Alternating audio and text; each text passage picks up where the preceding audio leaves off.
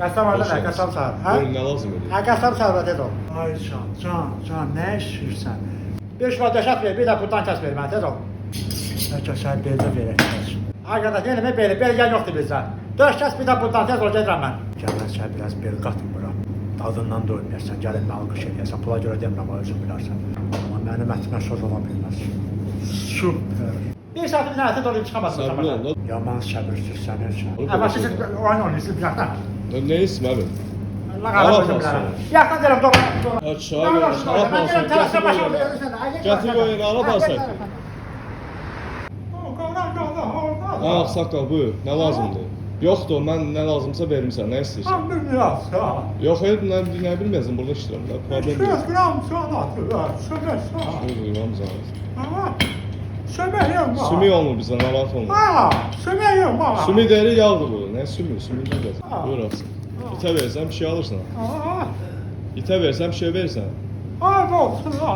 Yox, nə bilirəm ki, məndən... Gəl, sən götür bunu, götür bu bir manat. Gəl götür. Ödəniş də olmadı ömür boyu səndə. Elə neysən, yekə adamsan, bu nə hərəkətdir? Sağ olun, xoş gəldiniz. Ne maraqlı. Ha, dekordur. Baş heyvan, beden insan. Senden benden ağıllı da değil. Maraqlı əsərinizdə nəyiniz var? Maraqlı ətlər vitrində gördüyünüz ətlərdir. Ne gözəl.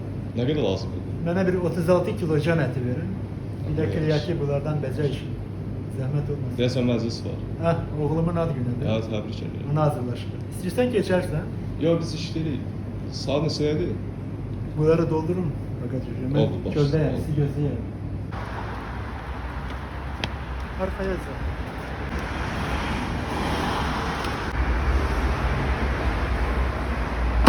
Mən bağışlayın, saatı bilməsiyim. O Rusların bir sözü var. Ajdanski delu, potamsi gavarzi delu. Ona deməkdir. Meçidin qapısı açıqdır da, sənin həyavan özel. Sağ ol. Mən getdim.